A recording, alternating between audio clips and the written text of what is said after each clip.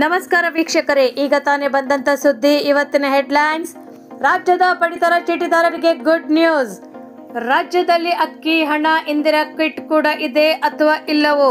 ಕೇಂದ್ರದ ನೌಕರಿದಾರರಿಗೆ ಒಂದು good news. Big gift. Narendra ಮೋದಿಜಿಯವರ ಸರ್ಕಾರದ ನೇತೃತ್ವದ ಮಹತ್ವದ ನಿರ್ಧಾರ. ಬೀದಿ ಸಣ್ಣ ವ್ಯಾಪಾರ ಮಾಡುವವರಿಗೆ ರಾಜ್ಯದ ಸರ್ಕಾರದಿಂದ 80,000 ರೂಪಾಯಿ ಸಾಲ. ಇನ್ನು ರಾಜ್ಯದ ಬಹುತೇಕ ಜಿಲ್ಲೆಗಳಲ್ಲಿ ಅಕ್ಟೋಬರ್ 29ರವರೆಗೂ ಮುಂದುವರಿಯಲಿದೆ ಮಳೆ. ಹಾಗೆ ತಾವು ನಮ್ಮ ಚಾನೆಲ್ಗೆ ಮೊದಲ ಬಾರಿ ಭೇಟಿ ನೀಡ್ತಾ ಇದ್ರೆ ದಯವಿಟ್ಟು ಸಬ್ಸ್ಕ್ರೈಬ್ ಮಾಡಿ, ಪಕ್ಕದಲ್ಲಿರುವ ಬೆಲ್ ಐಕಾನ್ ಅನ್ನು ಒತ್ತಿ ಹಾಗೂ ಲೈಕ್ ಮಾಡಿ. ಈ ಎಲ್ಲ ಮಾಹಿತಿಗಳನ್ನು ಸಂಪೂರ್ಣವಾಗಿ ತಿಳಿಯಲು ದಯವಿಟ್ಟು ಈ ವಿಡಿಯೋವನ್ನು ಪೂರ್ತಿಯಾಗಿ ನೋಡಿ. ರಾಜ್ಯದಲ್ಲಿ ಪಡಿತರ ಚೀಟಿದಾರರಿಗೆ ರಾಜ್ಯ ಸರ್ಕಾರ ಒಂದು ಸಿಹಿ ನಿಧಿ ನೀಡಿದ್ದು, ಮುಂದಿನ ತಿಂಗಳಲ್ಲಿ ಆಹಾರ ಧಾನ್ಯಗಳು ಒಳಗೊಂಡ ಇಂದಿರಾ ಕಿಟ್ ವಿತರಿಸಲು ಕ್ರಮ ವಹಿಸಲಾಗಿದೆ ಎಂದು ಆಹಾರ ಸಚಿವ KH ಮುನಿಯಪ್ಪ ಹೇಳಿದ್ದಾರೆ. ಮೈಸೂರಿನಲ್ಲಿ ಮಾತನಾಡಿದ ಅವರು, KH ಮುನಿಯಪ್ಪ ಅವರು ಅನ್ನ ಭಾಗ್ಯದ ಯೋಜನೆಯಲ್ಲಿ ಅರ್ಹ ಫಲಾನುಭವಿಗಳಿಗೆ 10 ಕೆಜಿ ಅನ್ನ ವಿತರಣೆ ಮಾಡುತ್ತಿದ್ದು, ರಾಜ್ಯ ಸರ್ಕಾರವು ಈಗಾಗಲೇ ಪ್ರಕ್ರಿಯೆ ಇಂದಿರಾ ಕಿಟ್ ನೀಡಲು ಆರಂಭಿಸಿದೆ. ತೊಗರಿ ಬೇಳೆ, ಅಡಿಗೆ ಎಣ್ಣೆ, ಹೆಸರು ಕಾಳು, ಸಕ್ಕರೆ, ಉಪ್ಪು ಖರೀದಿಗೆ ಪ್ರತ್ಯೇಕ ಟೆಂಡರ್ ಕರೆದು ಪ್ಯಾಕಿಂಗ್ ಮಾಡುವುದು ಮತ್ತು ಗೋದಾಮಿನಲ್ಲಿ ನ್ಯಾಯಬೆಲೆ ಅಂಗಡಿಗಳಿಗೆ ಸಾಗಣೆ ಮಾಡುವುದು. ಇನ್ನು ಮುಂದಿನ ತಿಂಗಳುಗಳಲ್ಲಿ ಇಂದಿರಾ ಕಿಟ್ ವಿತರಿಸಲು ಕ್ರಮ ವಹಿಸಲಾಗಿದೆ.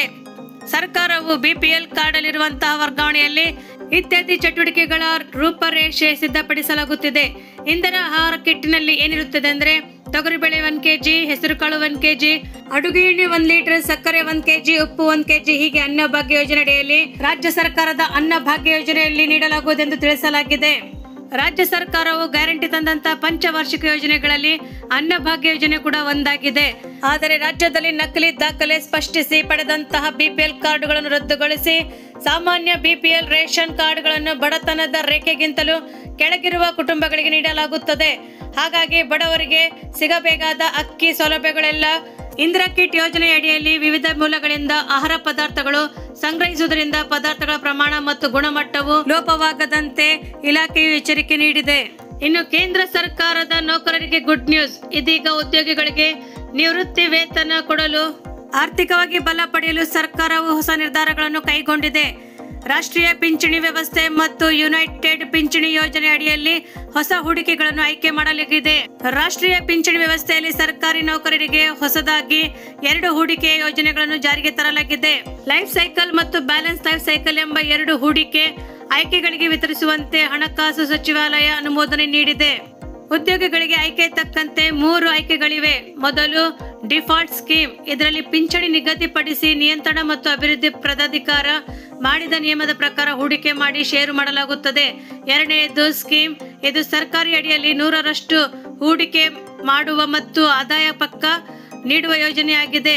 ಹಾಗೆಯೇ ಲೈಫ್ ಸೈಕಲ್ ಹೂಡಿಕೆ ಇದು 3ನೇ ರೀತಿಯಾಗಿದೆ. ಯೋಜನೆ ಅಡಿಯಲ್ಲಿ ಗರಿಷ್ಠ 75% ಇರುತ್ತದೆ. ನೌಕರಿದಾರರಿಗೆ ಇದು ಬಹಳ ದೀರ್ಘಕಾಲದವರೆಗೆ ಹಣ ಹೂಡಿಕೆ ಮಾಡಲು ಇದು ಅನ್ವಯ ಮಾಡುತ್ತದೆ ಎಂದು ಹೇಳಲಾಗಿದೆ.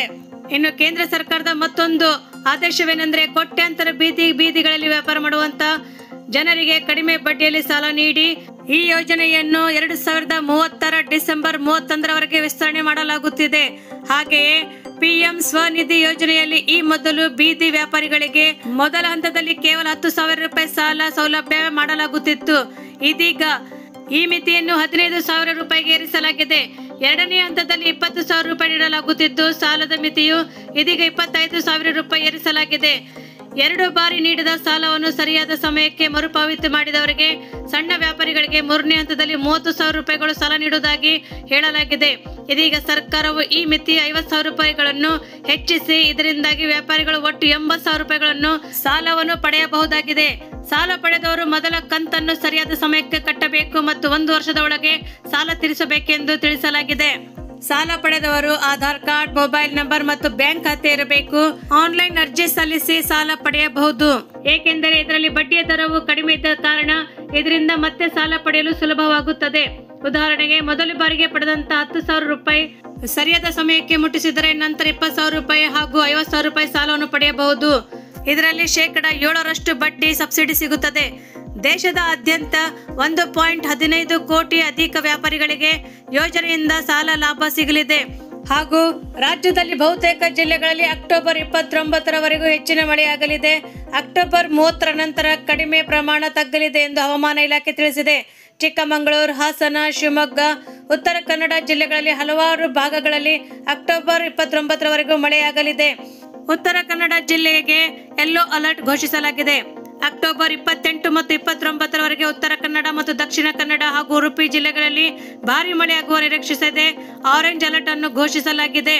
ಹಾಗೆಯೇ ಚಿಕ್ಕಮಗಳೂರು, ದಾವಣಗೆರೆ ಹಾಗೂ ಶಿವಮೊಗ್ಗ ಜಿಲ್ಲೆಗಳಲ್ಲಿ ಭಾರಿ ಮಳೆಯಾಗುವ ಸಾಧ್ಯತೆ ಇದೆ. ಅಲ್ಲಿ ಯೆಲ್ಲೋ ಅಲರ್ಟ್ ಅನ್ನು ಘೋಷಿಸಲಾಗಿದೆ. ಇನ್ನು ಹಲವಾರು ಜಿಲ್ಲೆಗಳಲ್ಲಿ ಸಾಧಾರಣ ಮಳೆಯಾಗುವ ನಿರೀಕ್ಷೆಯಲ್ಲಿದೆ. ಬೆಂಗಳೂರು ಮುಂದಿನ 48 ಗಂಟೆಗಳಲ್ಲಿ ಭಾಗಶಃ ಮೋಡ ಕವಿದು ವಾತಾವರಣ ಇದ್ದು ಹಗುರ ಮಳೆಯಾಗುವ ಸಾಧ್ಯತೆ ಇದೆ. ಗರಿಷ್ಠ ತಾಪಮಾನ 28 ಡಿಗ್ರಿ ಸೆಲ್ಸಿಯಸ್ ಮತ್ತು ಕನಿಷ್ಠ ತಾಪಮಾನ 20 ಡಿಗ್ರಿ ಸೆಲ್ಸಿಯಸ್ ಇರುತ್ತದೆ. ಮುಂದಿನ 4 ದಿನಗಳಲ್ಲಿ ಗುಡುಗು ಸಹಿತ ಮಳೆಯಾಗುವ ಸಾಧ್ಯತೆವಿದೆ.